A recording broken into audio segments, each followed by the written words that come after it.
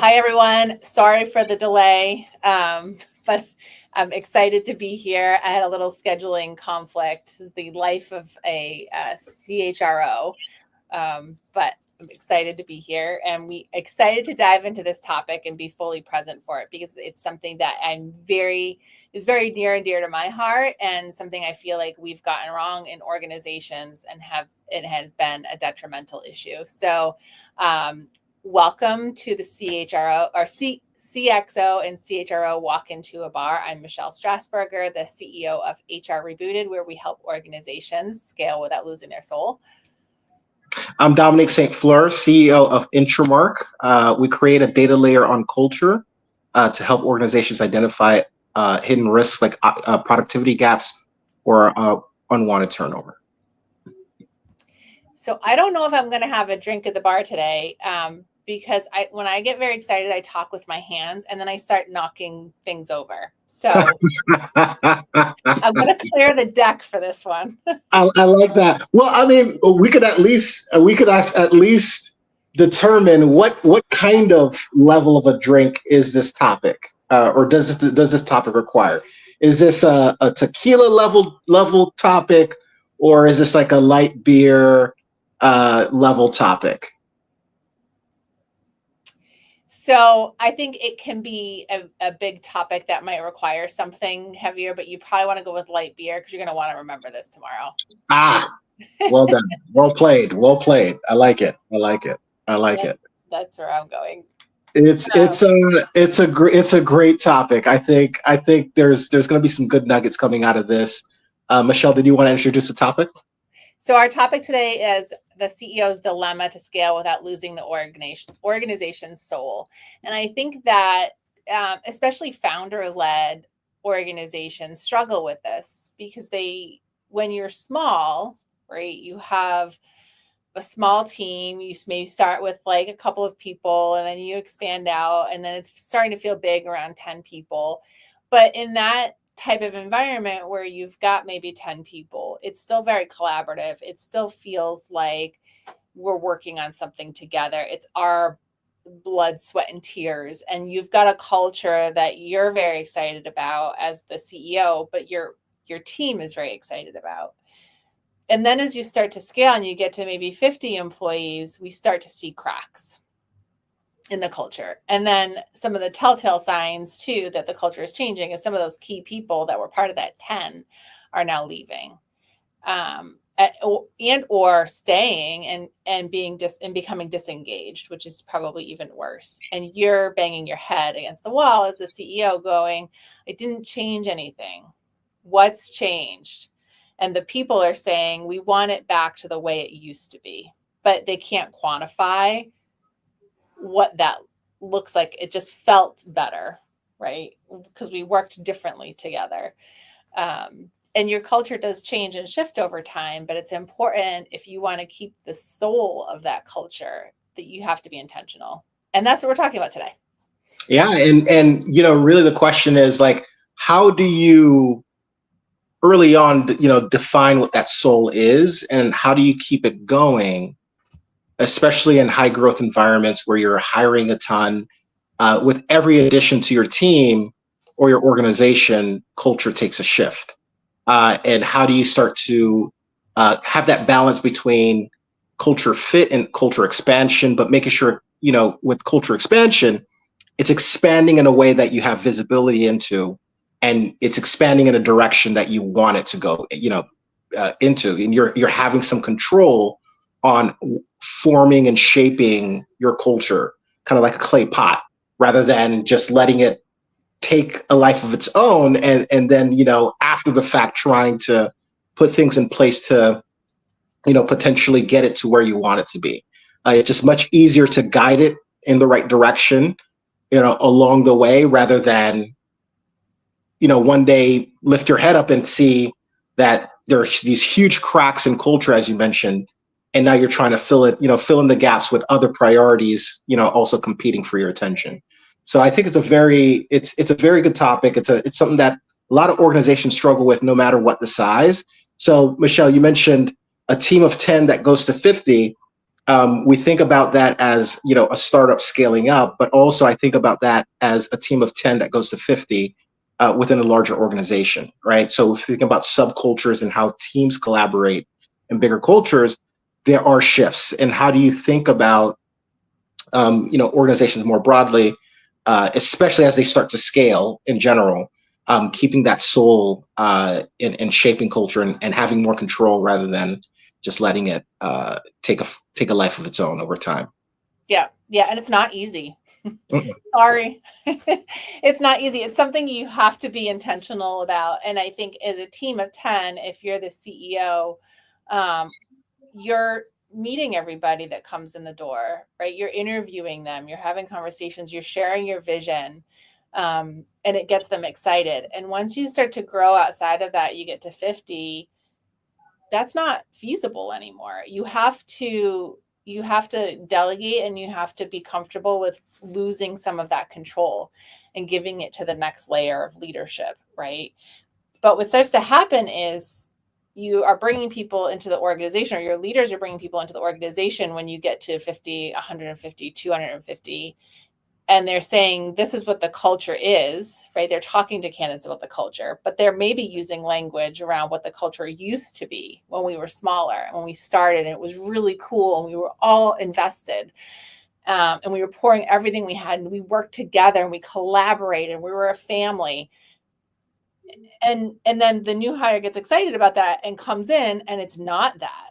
And so then they're like, I was sold a bag of goods, and they leave the organization. And so, it's almost like a web that we weave as you start to grow, right? You can't hold on to everything, but we can hold on to this culture. And I think where we've failed is that, we've then, once you get to that size, you kind of step away as a leader because you're doing other things as the CEO, which you have to do. You might have now a board that you're responsible to, shareholders that you're responsible to, other stakeholders that you're responsible to, dealing with key customers or clients and things like that. So the other stuff kind of you've given to somebody else, right? And culture we give to HR. And I'm an HR professional. I love HR professionals. They're my family. They're my people. But it's not an HR initiative. It's a CEO. Culture needs to stay with the CEO. And it's a CEO initiative. And if you want to scale your organization and keep that soul that you had in the beginning, that excitement, you have to own it. You have to own culture. I totally agree. And some of those frictions, and I couldn't agree more, is, traditionally we think about people in culture roles as the owner of culture and driving culture, but culture, the way that you say it, I think is really great of describing culture. Culture is, the behaviors you tolerate and celebrate. I like that, description a lot. And that doesn't live with HR solely, or people in culture function solely. It's really everybody at the organization's observing how you behave as a leader, decisions you make, and things, what trade-offs you make, compromises you make, micro behaviors, all of that informs everybody else what's acceptable and what's not acceptable in their day-to-day decisions, right? Mm-hmm. And so, and that becomes, as you're adding more leaders, right? And I think that the trap that a lot of organizations fall into is they're hiring so fast, that they don't have time to take the pace to ask them, why are we hiring, and being intentional. They're just responding to growth. And then, culture slips away and just kind of in that fray. But it's such a dangerous spot to be in, because you're letting people in to your environment, into your culture, that will further shape it and expand it in a certain direction. And if you don't have a pulse on what that is, you're communicating constantly to external stakeholders, potential hires, whoever they may be, what your culture is. Once they get into that environment, that's not what it is. It's constantly changing. And so being able to define what your culture is as you go along is very, very valuable. One, because it allows you to start to say, to be objective and say, are there tweaks that we need to make? And you can start to measure how far off culture may be getting to what your business objectives are.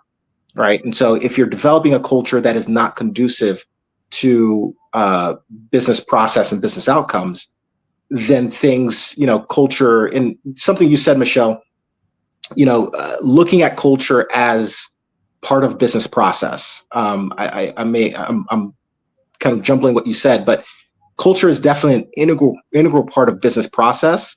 And if you don't have the right culture, it's going to get in the way of really meeting objectives pretty efficiently. And so, very important topic. Very important topic. I think that too, like we were talking earlier this week about this topic and joking that I used to watch a few episodes of Undercover CEO, and I think it was more it just baffled me how these people could go in normal clothes and nobody recognized them. And I think that, you were talking about, you have to be in touch with the culture. You have to be in touch with the people. You have to have a pulse on the organization. How do you have a pulse on the organization if people don't know who you are?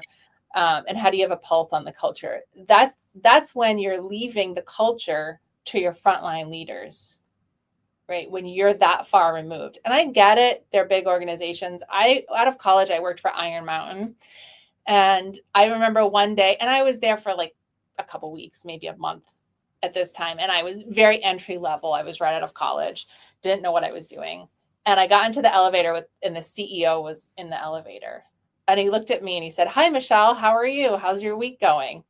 And I was like, I went home and I was like, the CEO knows who I am. And I knew who he was because he's the CEO, right? But the power of that interaction just solidified that I made the right decision coming there, that it solidified the culture that he wanted to have, that people knew each other and cared about each other and that others had a voice in the organization. I wasn't on his executive team. I may have answered the phone for him once or twice, right? But he knew who I was. And that's so powerful. And I think you can flip that too. If you're a CEO and you're saying something that an employee goes, "Oof, that's not who we are. That's not what we say we stand for." You start to create cracks in the culture and in your organization. And so if you have a leader that, you say you stand for collaboration and you stand for everybody has a voice, and you have a leader, and let's make it even more interesting.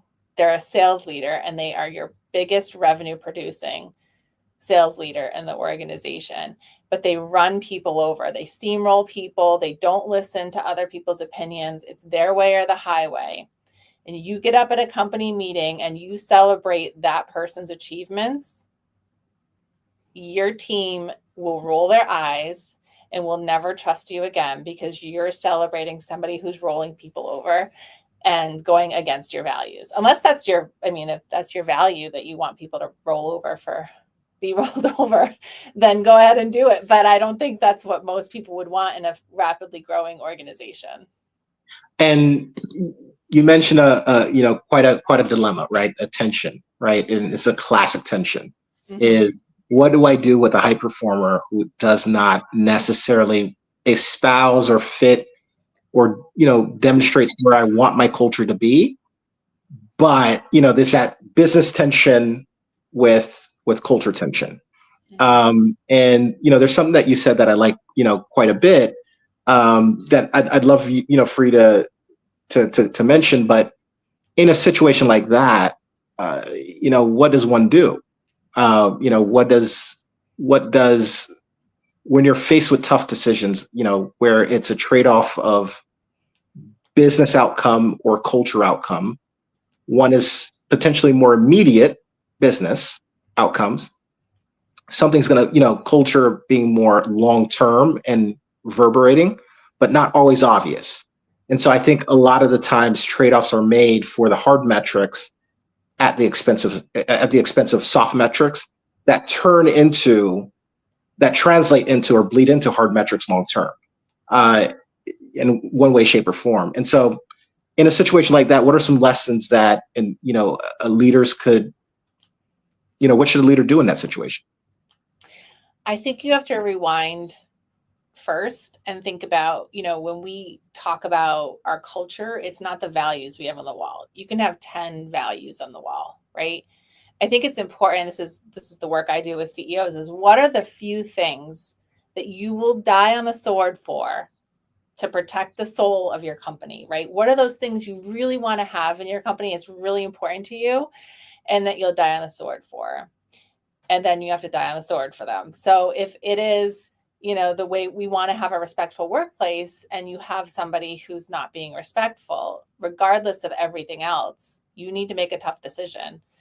And that decision is going to define your culture. And you can make a decision just to keep them on and say you've talked to them or whatever, and then you recognize them at another event. The employees then see that as a fault in the culture, and that the culture is not what you say it is. So I think it's really important. This is why it's a CEO initiative, right? This is why it's a business process, because especially at the leadership level, I do think that leaders need to be held to a higher standard. We're not perfect, but I think that your leadership team is carrying that torch of the culture. And if they're behaving in a way that's adverse, it needs to be nipped in the bud. And it needs, regardless of their contribution or anything else. I was just on a presentation I was doing for HR on Box, which is why we had to start late. And it was around building a psychologically safe team. And I asked the audience to tell me about a time where you've done your best work, and what were the key things there. And almost everybody said leadership. I had a supportive leader. I had a leader that gave me autonomy. I had a leader that trusted me. And then I said, on the flip side, tell me about a time where you felt you weren't able to do your best work. And they said the other, that I didn't have a leader that trusted me, that I didn't have the autonomy. My leader didn't give me the tools to do my job. I didn't have a voice because of my leader. There was, competition between me and my leader. And so leadership really makes or breaks your culture and your team's ability to move forward. So when we talk about the cost of not having an intentional culture, that's it right there, is your people can't do their best work. And do you want people to be able to do their best work, right? Do you want them to be able to play a bigger game? Or are you okay with the status quo and just getting by? I bet any CEO that listens to this call is not going to be happy with status quo. Yeah. And some of the things that are the most expensive for organizations are employees who are determined to just do the status quo, just determined to do the bare minimum. And there's definitely responsibility on the employee for sure, to give their best work and show up at a high level, right? Of course, you're going to have some days where you're more on than off, and whatever it may be. But generally speaking, definitely accountability on the employee level to bring their best work. At the same time, also accountability level at the CEO level to create a culture where people want to bring their best work, right? So you have to bring that product to your employees, right? You have to think of culture as a product. That's a product that you have to bring to your employees to that makes it appealing for your environment to really bring that out of people. And I think one of the dangers with, the example that we had with high performing individual, not a great fit for culture, is eventually that person's going to be celebrated for their high achievement. And that's going to be translated as being celebrated as a person or as part of the culture. Mm-hmm. And very employees, other team members looking at that, right? You have a high performing sales leader who runs people over, but is being celebrated for blowing the numbers out the park. How that gets translated is this person is a ideal representation of our culture and what our organization wants to be. So there becomes a point where behaviors and people you tolerate become inseparable, what you celebrate. And so that's where it becomes very dangerous. We're tolerating someone who doesn't fit in, clearly doesn't fit in culture, it starts to become a problem, especially if they're high performing, because that tolerance goes to celebration very quickly, especially if they get promoted, if they, start to reap rewards, big bonuses. There's indistinguishable with we're just tolerating it, but we're trying to quote unquote talk to them versus this is who we are. And so I think, not even tolerating, bad culture, or, people who don't represent your culture well can be dangerous, because there is no in between. So it's either they're going to be part of your culture going forward, or you have to make that hard decision. And the person who has the authority to make those tough decisions is the CEO. It's not going to be HR. It's, as an independent, it has to be the CEO that has to say, yes, this fits in our culture. No, this doesn't. And really have the long-term vision to understand how this may impact the organization long-term. Yes, you may take a hit financially, hard metrics in the short term, but if that preserves, culture and your ability to kind of, influence soft metrics so that it doesn't, that it benefits business performance in the long term. These are all very, very tough decisions, a CEO has to make, but they're all very important. So there are other decisions too that aren't necessarily people that your people are watching too. So I had a CEO, we were working at an organization and we were going to buy another company. And in the process of due diligence, we found that this other company hacked into our systems. I don't know why it came up. I think they may have admitted to it, which was good. And the CEO stopped it. And the CEO was in a position to make a lot of money, right? And have this on their resume and all the things. And he said, nope, this goes against who we are and what we stand for, and we're not doing it. We're not pursuing it. And he backed out of the sale. That's a huge decision. And he went to our organization and told us what happened and why he's deciding not to pursue it. And he was applauded. And it's not a people decision. I mean, it will be a people decision if you buy another company at some point, but that's a business decision that you're using your culture and you're being intentional that this isn't going to fly in our company. And I think you mentioned something important, because what I'd love to start, to discuss as well is the how, right?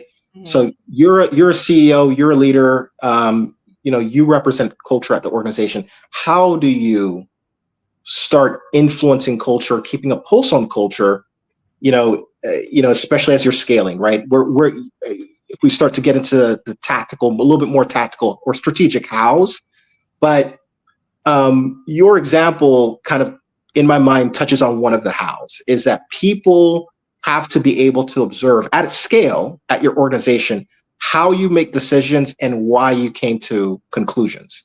Mm-hmm. And I think communicating that effectively helps people understand your philosophy and what you stand for.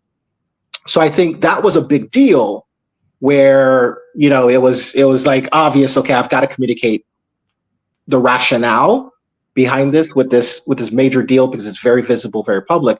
But I think there's opportunities as well for having a similar approach, even with smaller decisions, so that people at the organization could start to get used to understanding how you think as a CEO, even if they're not in the boardroom with you or, in meetings with you. There's going to be plenty of employees that are not in the meetings with the CEO to be able to observe, but being able to create a mechanism or communication mechanism where people are quote unquote able to observe how you make decisions as a reflection of your values is super important. So I think that's one how. Any other hows that you would suggest? It needs to be congruent throughout your organization, right? I'm thinking about my own kids, and if they see something or they say, oh, that's not going to fly with mom, right? And we tend to know that when we're a 10-person organization, you tend to know what's going to fly and not fly with your CEO, right? Because you're a small organization. As you start to scale, there has to be a way to make sure that the broader organization knows that that's not going to fly. Leading by example is one way. Training your leaders is another way, right? And having those conversations as you continue to grow, organizations will do engagement surveys, right? Are you gleaming information? Are there things on there that's not going to fly? And how are you addressing it? Are you calling? Like, it's hard for us as leaders and for CEOs to communicate something when they don't have all the answers. But it's okay. I had a CEO once, and we were creating software, and we were walking up the stairs one morning, and something happened. They hit a milestone. And I said, oh, wow, we should celebrate this. Now, the software they were creating was the way we were doing waterfall at the time, the archaic way of doing software. Nobody does that anymore. And so it was going to take 4 years for the software to be done and rolled out and then get customer feedback. 4 years, which is longer than an employee life cycle in most cases. And so we were at this point where a huge milestone, right? They had done a test on something, and it was great, almost ready to go. And so I said, well, we should celebrate it. And he said, not yet. We're not done. So, so work wasn't like seen as good enough, and we didn't have all the information. We didn't have enough to celebrate. What am I going to say? It's not done. It's not released, right? But what are the things we can talk about and just say, we don't yet have all the information, but we want to pause, and we want to call this out. We want to recognize somebody. We want to talk about this achievement.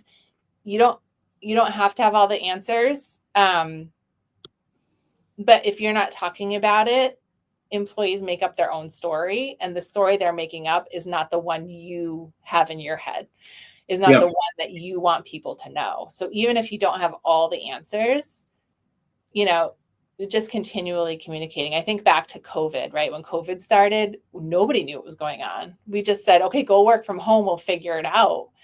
And then we just had regular stand-ups every day with the company, and we talked about what was going on and how to interact with different teams. And it was like a continuous improvement iteration type of thing. And I think that's important for CEOs to know, that you don't have to have all the answers, and it's okay to say, I don't have all the answers, but this is important to me, and I want to make sure we're talking about it. So I think communication is important, and making sure it's in everything you do, right? It's in your performance management process. It's in I'm not a big policy person, but it's in your policies, and it's in your handbook. And, the expectations are set when people come in, and feedback is given. And I think having a culture of feedback is so important, to be able for somebody to say, hey, you told me that, you didn't want leaders to behave this way. This is what I'm seeing. Because unless you have that feedback system and that culture of feedback, you're not going to know. You're going to be the undercover CEO, and people aren't going to know what's going on. I'm going to be telling you what's going on. Exactly, and not all CEOs have time to be an undercover CEO. So that's the most inefficient way to get the level of feedback that you need, right? But to that, right, it's getting making sure you're able to get feedback and at the edges, right, from the front line, unfiltered, right? Because a lot of information gets filtered, especially. I like to always say that, an executive or a CEO is kind of like a celebrity, right? They get treated somewhat similarly, right? People don't want to upset them. People like to mince their words and keep them happy. There's all of that. All those dynamics are not too dissimilar. So the information that a celebrity may get is probably not the information that, the camera crew is getting, or whatever it may be, right? Same thing with an executive. Is a lot of information is positioned and filtered and massaged. There's a lot of that. And so you as a CEO have to create a mechanism where you're able to get unfiltered feedback, especially feedback at the front, at the edges. And so, having a mechanism in place to do that is extremely important.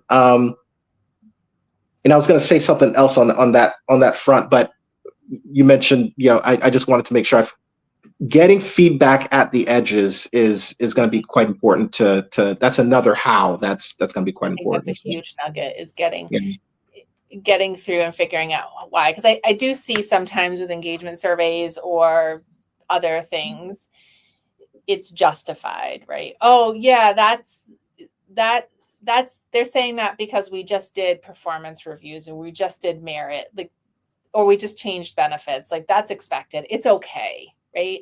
I think the it's okay needs to be really analyzed, and if it's something that's not going to fly, you have to address it and you have to call it out, and you have to deal with it, and how you deal with it is important, and it takes courage. And I heard this quote yesterday on the HR Rebels call, and wanted to make sure I used it today because I was like, oh, that is so great, and it's so timely. So the quote is, when you go quiet in moments that call for courage, you send the message that your values are negotiable. And I think that's one of the nuggets that we are talking about today, is that CEOs can't be quiet when it comes to culture, because then people start to question, is this really the organization I want to work for? Is his values or her values the same as mine? And one of the things too, we talk about with psychological safety and burnout, is that when my values are not aligned with an organization, I'm constantly fighting against what's important to me and my own system, and it creates burnout. And so, there's so many ripple effects to this when you're not being intentional about culture. And I like that quote so much because, going to, back to what you said earlier as well, is like, you've got to decide as a CEO, what are certain things that you're willing to die on the sword for. And when you stay silent, everything is interpreted. Their blanks are always filled in. And to your point earlier as well, people will fill in the blanks. And so just staying quiet doesn't absolve you. Saying the wrong thing will send a certain message. Saying the right thing will send a certain message. And again, another great point that you made earlier was communication, right? Communicating in a way that you're filling in the blanks for people, and instead of waiting for them to fill in the blanks. And I think that's a very important nugget as well, is that don't wait for people to start filling in the blanks. Communicate, big or small decisions, how you think, to a point where people org-wide start to understand how you think and where you stand and how you make decisions, to the point where they can start to predict from themselves, based on what you've communicated very consistently and behaved very consistently, whether or not certain decisions will fly, right? And so I think that with, it's that quote, staying silent is not an option. And you have to know what is the unfiltered feedback to allow you to get ahead of things. And to your point as well, people will massage messaging. They will position things. Again, you're a CEO, you're a celebrity basically, or a senior executive as well. Think of yourself as a celebrity, not just kind of like in an ingratiating way, but just think of like how people interact with high visibility people in general, in your organization or not. But you're a high visibility person, especially in your own organization. So people approach you a very different way. You have to know that. And not all the information that you're getting is unfiltered, right? So enabling you to get ahead of issues before they start bleeding into your bottom line really depends on, can you get to the actual information that's out there? Do you have a mechanism? Do you have mechanisms in place to get you accurate information, especially around culture and how that's morphing over time, so that you can steer the organization more effectively? And so, a lot of great points there. Mm-hmm. Yeah. I think too, when I think about culture, I think you talked about celebrities. I do think about some celebrities, because I grew up in a time where we had performers that were, Aerosmith and Bon Jovi, and they were years. There's some of them still performing, right? And then now that we seem to have, like, every time I turn on the radio, I don't know who's singing. Maybe that's a sign of my age. But then there are performers that really have, like, this cult, right? This, like, I think of Taylor Swift. I think Jimmy Buffett was one of my favorites, right? That people will follow them anywhere and will pay ridiculous amounts of money for their tickets. And it's because they're connecting with their audience. They're giving them that lifestyle, right? They're building that bridge, and they're communicating a message that hits home, and people want to be part of that. And I think if you can build that, as you don't have to be Taylor Swift in your organization, but if you can build that connection with people, right, and build that bridge, they're going to be okay when you say, I don't have all the answers. And I know that's scary, right? As a CEO, you don't want people to think you don't know what you're doing. But here's what we're going to do to get the answers. Here are the next steps. And then we're going to reevaluate, and we're going to look at it, and we're going to work on this together. And I think that's important. And I think the other thing is, if you're worried about your culture, go see if you can be an undercover CEO. And if it works, you have some work to do.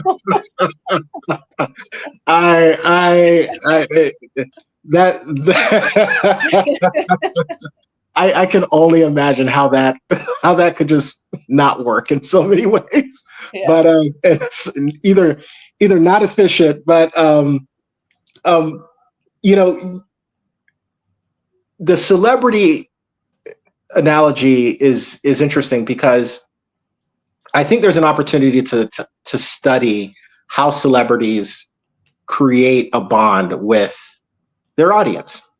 And when you think of Taylor Swift, right, it's a stretch, but she's quote unquote CEO of a very large organization in a way, right? Mm-hmm. And most CEOs are, CEOs of smaller organizations than the influence and span of many celebrities like a Taylor Swift or whatnot. But there's something about that where she's still able to speak to the individual, or, connect with the individual. And part of that is a communication strategy, right? Twitter and other social media. Of course, she's probably not managing her own account, but there is constant communication and ways to just connect and see how she thinks. And fans connect with that. And not necessarily saying a CEO needs to be an influencer or anything like that, but, really thinking about communication strategy to help people understand who you are and how you think. And that should be the goal. And, if a Taylor Swift could form very strong bonds with fans she may not ever meet, I think there's a lot of opportunities for CEOs to do something, analogous to that, for their organizations. And so, I think listening to the edges, communication strategy specifically on helping people understand how you make decisions and how you think, are two hows and two nuggets that I think is super valuable amongst some of the other things that we covered. But you're communicating too on and off the stage. And so you can get on stage and say one thing. And if you carry that off the stage, that's great. That's what you want. If you're going off stage and doing something completely different, you're creating cracks in your culture, and you're creating disengagement. And your leaders are doing the same thing. So when they're on stage, because as leaders, we're always on stage with our employees. What we're doing on stage is important, and what we're doing off stage is important, and it's visible. And people are making decisions to either follow you and go to your concert, or not follow you. And very good analogy. That creates disengagement. So I think that's the piece of, it has to be intentional all the time. And we make mistakes. I know we're over time, but this is such a great topic. It's okay to make mistakes. We all make mistakes. I tell my kids, mistakes are great because that's how you learn, right? As long as you learn from them, mistakes are great. I think it's how you then respond to it as a leader. 100%. Call it out. I made a mistake. I treated somebody in a way that is adverse to my values and adverse to the values of this organization. And it's not acceptable. And this is what we're going to do going forward. And I want you as employees to call it out. I think you letting people, people, letting people know that you're human, and admitting to mistakes when they do occur, and handling them well, not just giving it lip service, but also to, what you said, here's what we do going forward, right? Being able to own up to it and resolve it is, people understand people make mistakes, and people understand leaders are human. People understand Taylor Swift is human. And so people are very understanding of these things as well. But I liked your analogy of like on stage versus off stage. A lot of people perform on stage, but they really forget about what's happening off stage, and you're being judged on that too. So your behavior has to be consistent to really start to form culture, and what you're communicating, all that's part of the communication package. So Yep. yeah. Awesome. So it's a lot of work. It's not easy, but it'll get you the results you want. It's important work, and very few important work is easy. So it's something worth tackling sooner than later. And, some of the nuggets that we walked away with was communication strategy on and off stage has to be consistent, and has to, communicate in a way where people start to understand who you are and how you think and how you make decisions. And then also listening to the edges, having mechanisms where you could get that unfiltered information so that you can steer the organization more properly. And your quote as well on the values. So what you're silent on, will determine how people perceive what's negotiable versus not negotiable when it comes to your values, and how you deal with some of the tensions with high-performing members of your organization who may not fit in culture, and being careful how you tolerate that eventually turns into celebrate. And once you celebrate, then it becomes part of your culture and what people expect going forward, and you start to lose some of the audience there. So, Yep. Good stuff. Good stuff. And next week, we kind of continue the conversation with using soft metrics to boost valuation. So how does culture play into evaluation of your company? So it'll be a nice segue into that conversation. So, and that one will be at noon Eastern, I promise, next week. Perfect. Michelle, thank you so much for the great conversation. Thank you. Thanks, everybody. Absolutely.